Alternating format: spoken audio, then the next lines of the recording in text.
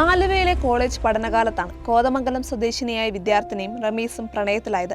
പിന്നീട് വിവാഹം ആലോചിച്ച് റമീസിന്റെ മാതാപിതാക്കൾ പെൺകുട്ടിയുടെ വീട്ടിൽ വന്നിട്ടുണ്ട്. പെൺകുട്ടിയുടെ പിതാവ് മരിച്ച് 40 ദിവസം പൂർത്തിയായ സമയമായിരുന്നു. 1 വർഷം കഴിഞ്ഞ് വിവാഹം നടത്താമെന്ന് പറഞ്ഞതായി വിദ്യാർത്ഥിനിയുടെ സഹോദരൻ പറഞ്ഞു. ഇതിനിടെ റമീസിനെ അനാശാസ്യത്തിന് ലോഡ്ജിൽ നിന്ന് പോലീസ് പിടികൂടി. എന്നിട്ടും വിദ്യാർത്ഥിനി ക്ഷമിച്ചു. ഇനി രജിസ്റ്റർ വിവാഹം ചെയ്യാമെന്ന് റമീസിനെ അറിയിക്കുകയായിരുന്നു. മതം മാറാൻ യുവതി ആദ്യം തയ്യാറായിരുന്നുവെങ്കിലും റമീസിന്റെ വഴിവിട്ട ജീവിതത്തെക്കുറിച്ച് അറിഞ്ഞപ്പോൾ യുവതി മതം മാറില്ല എന്ന തീരുമാനത്തിലെത്തി. യുവതിയുടെ ഒരു സുഹൃത്താണ് ഇത് സംബന്ധിച്ച കൂടുതൽ വിവരങ്ങൾ ബന്ധുക്കളെ അറിയിച്ചത്. യുവതിയെ റമീസിന്റെ വീട്ടിലേക്ക് കൊണ്ടുപോവുകയും മുറിയിൽ പൂട്ടിയിട്ട ശേഷം മതം മാറണമെന്ന് ആവശ്യപ്പെട്ട് മർദ്ദിക്കുകയും ഭീഷണിപ്പെടുത്തുകയും ചെയ്തതായാണ് കൂട്ടുകാരി പുറത്തുവിട്ട വിവരം. റമീസിനൊപ്പം മാതാപിതാക്കളും റമീസിന്റെ സുഹൃത്തുക്കളും ഉണ്ടായിരുന്നുവെന്നും കൂട്ടുകാരി പറഞ്ഞതായി വിദ്യാർത്ഥിനിയുടെ ബന്ധുക്കൾ പറഞ്ഞു. റമീസിന് മകളോട് പ്രണയമുണ്ടായിരുന്നില്ലെന്നും മതം മാറ്റിയെടുക്കുക മാത്രമായിരുന്നു ലക്ഷ്യമെന്നും യുവതിയുടെ അമ്മ പറഞ്ഞു. മതം മാറ്റ ആരോപണത്തിൽ പോലീസ് അന്വേഷണം നടത്തിവരികയാണ്. ഇത് സത്യമെന്ന് തെളിഞ്ഞാൽ മാത്രം റമീസിനെതിരെ കൂടുതൽ വകുപ്പുകൾ ചുമത്തും.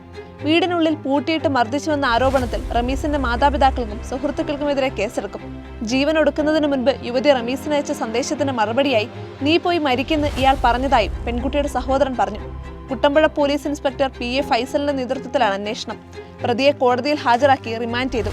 കുറച്ചു വർഷങ്ങളായി ആലങ്ങാട് പാനായിക്കുളം ഭാഗത്ത് വന്ന് താമസിക്കുന്നതാണ് റമീസിന്റെ കുടുംബം. ഇറച്ചിവെട്ടാണ് പിതാവിന് ജോലി.